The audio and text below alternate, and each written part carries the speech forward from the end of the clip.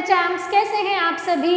Welcome back to the new class and here we are learning pinnacle grammar for class 3rd by Eduraise India by Amit publishing house. And today we are going to start a new chapter from our book, chapter number 19, and the name of our chapter is vocabulary। यानी कि आज हम बात करेंगे vocabulary के बारे में। vocabulary में हम सीखेंगे antonyms, synonyms and homophones। So, an antonym is a word that has the opposite meaning of another word। Antonyms क्या होते हैं जिन्हें हिंदी में हम विलोम शब्द कहते हैं, यानी कि जो भी शब्द आप लिखते हैं तो उसका अपोजिट वर्ड लिखेंगे। ऑलराइट, फॉर एग्जाम्पल वर्ड आपका है accept, then what will be the antonym? It will be reject.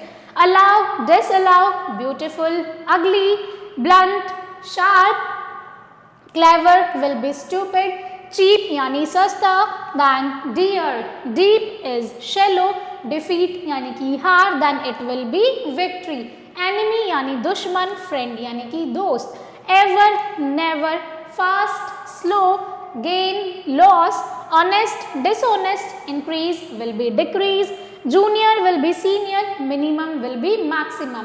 तो एंटोनियम ऐसे शब्द होते हैं जब आप उनका जो दूसरा वर्ड लिखेंगे तो उनका जो मीनिंग होगा वो डिफरेंट यानी कि अपोजिट होगा। आप डिफरेंट तो नहीं बोल सकते बट आप क्या बोलेंगे? अपोजिट मीनिंग होगा।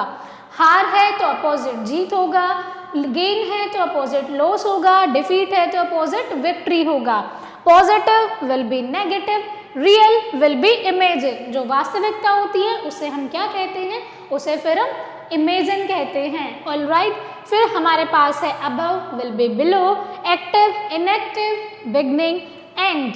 तो ये सारे यहाँ पर कुछ एंटोनियम्स आपको दिए गए हैं। आप इन सभी एंटोनियम्स को रीड करेंगे, अपनी नोटबुक्स में नोट करेंगे और आप इन्हें लर्न भी करेंगे क्योंकि ये आपके एग्जाम्स में भी आएंगे। Alright, now moving ahead we will understand about synonyms. Now we have question number 1.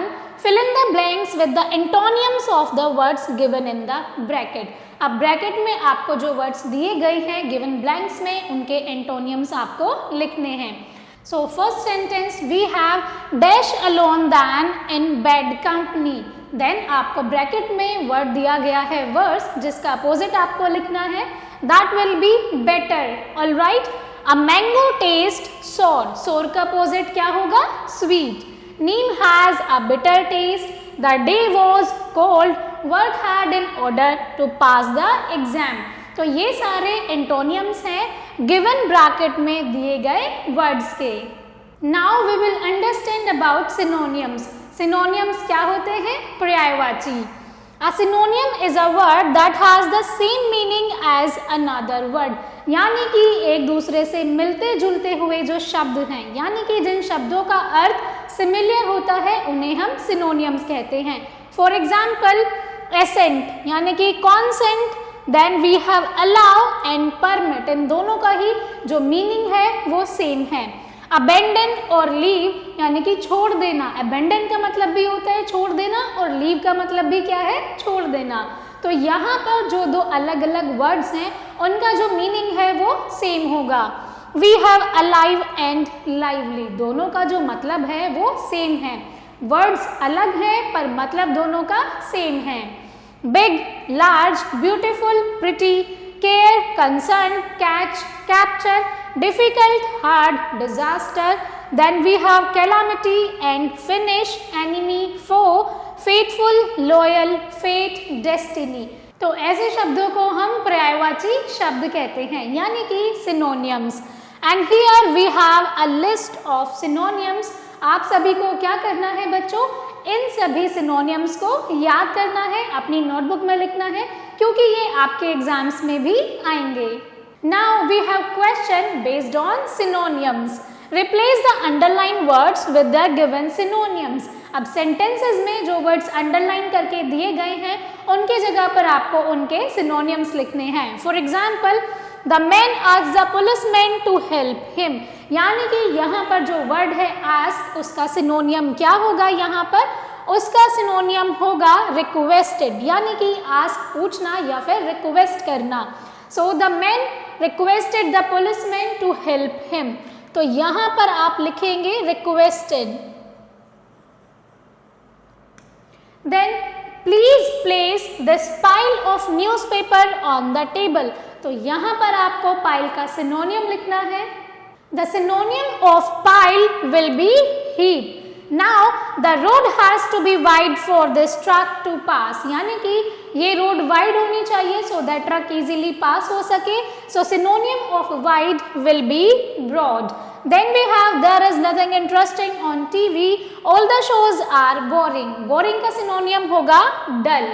Now my brother was angry with me because I broke his phone. तो यहाँ पर angry का synonym क्या होगा बच्चों? It will be mad.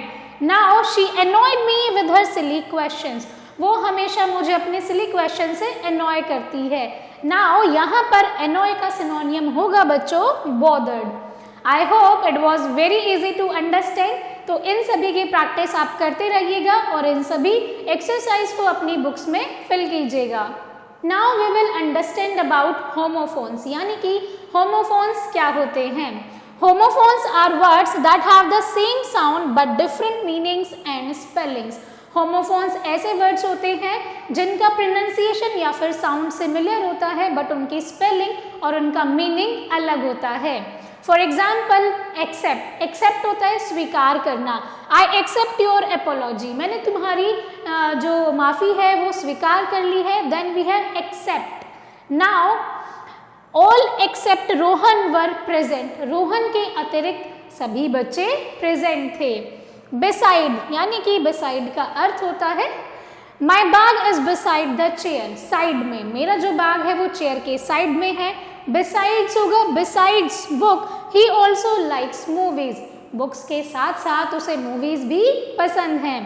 Cast, she broke her arm so the doctor put a cast on it, doctor ने क्या कर दिया, कास्ट कर दिया है। नाउ अब है हमारे पास caste. Caste is not important when we make friends. Caste का मतलब होता है कि हमारी कास्ट, हमारी जाति, जब भी हम दोस्त बनाते हैं तो हम कास्ट देखकर फ्रेंडशिप नहीं करते हैं। We have die, DIE die and dye, दोनों के आप देख रहे हैं बच्चों प्रोनाउंसिएशन सेम है लेकिन स्पेलिंग्स अलग हैं और साथ ही में मीनिंग्स भी अलग हैं। All living things will die one day, यानी कि जितने भी लिविंग थिंग्स हैं वो सब एक दिन मर जाएंगे। Dye, please dye this turban red, अब अगर पगड़ी को आप रेड कलर से रंगवाना चाहते हैं तो उसे कहते हैं DYE डाई। किसी भी कपड़े पर, किसी भी थिंग्स पर कलर कराना क्या होता है, डाई कराना। आई का मतलब होता है मैं, I am a student, EYEI, दोनों का प्रोनाउंसिएशन सेम है लेकिन स्पेलिंग्स अलग है और साथ ही में मीनिंग्स भी अलग हैं। So the baby closed one eye while smiling, baby ने अपनी एक आंख बंद कर ली while smiling. We have fair, दोनों की ही प्रोनाउंसिएशन सेम है, स्पेलिंग्स अलग हैं बट फेयर होता है the children enjoyed the fair, यानी कि मेला। Fare means what is the fare from Delhi to Mumbai, fare का मतलब होता है किराया, FARE फेयर, यानी कि जब भी आप कहीं ट्रैवल करते हैं तो आप क्या पैसे देते हैं, किराया लगता है, तो FARE फेयर होता है किराया। नाउ ग्रेट एंड ग्रेट, दोनों का प्रोनाउंसिएशन सेम है but grate the carrots, grate कहते हैं कैरेट्स को एंड GREAT ग्रेट होता है महान। ऑलराइट, आई होप मेरे प्यारे बच्चों आप सभी को होमोफोन समझ आ रहे हैं, जिनका जो प्रोनाउंसिएशन है, जो साउंड है वो सिमिलर होता है बट उनकी स्पेलिंग्स और उनके मीनिंग्स अलग होते हैं। नाउ यहाँ पर आपको कुछ रिमेनिंग होमोफोन्स गिवन है, आप सभी इन होमोफोन्स को रीड करेंगे और अपनी नोटबुक्स में नोट करेंगे। Now we have one question, so fill in the blanks with the correct word. The wind away the kite, the wind blew away the kite, तो यहाँ पर आएगा ब्लू यानी कि बहना, हवा के साथ जब कोई चीज़ बहती है उसे हम कहते हैं ब्लो और सेकेंड फॉर्म होती है blew. I have to dash the length of my trousers, यानी कि ऑल्टर कराना, ALTER ऑल्टर, सो यहाँ पर करेक्ट वर्ड होगा alter. Now if you remove the plaster, अगर तुम प्लास्टर रिमूव कर देते हो, the wound will heal faster, जो वाउंड है वो बहुत जल्दी हील होगा, HEAL हील, यानी कि घाव का भरना। कमला bought a dash of earrings. उसने earrings का जोड़ा खरीदा. So यहाँ पर correct word आएगा pair of earrings. Where have you been? तो यहाँ पर आएगा BEEN been. Honesty is an important principle to follow. जो honesty है वो एक बहुत ही important principle है, सिद्धांत है to follow. अब यहाँ पर जो correct word है वो आप select करेंगे और अपनी notebooks में fill करेंगे. Now make sentences with the given words to make their meanings clear. अब यहाँ पर आपको कुछ homophones दिए गए हैं. On the basis of homophones आपको कुछ sentences form करने हैं with a clear meaning. So first word we have whole. All right. So I ate the whole pizza. मैंने पूरा पिज्जा खा लिया.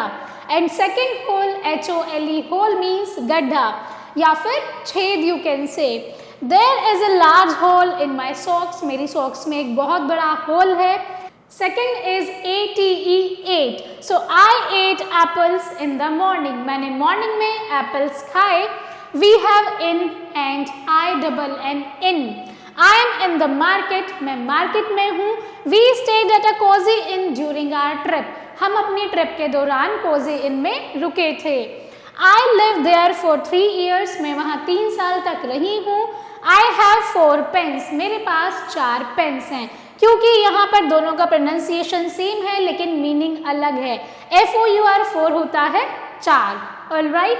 So I hope मेरे प्यारे बच्चों you all have understood about the antonyms, synonyms and homophones. I know बहुत ही easy थे, बस आपको प्रैक्टिस करनी है, डेली बेसिस पर रिवाइज करने हैं और अपनी नोटबुक्स में नोट करने हैं. So that's all for today's class. I hope it was an interesting class. Thank you so much for watching and learning with me. I will see you all in the next class. Till then, keep learning and keep practicing.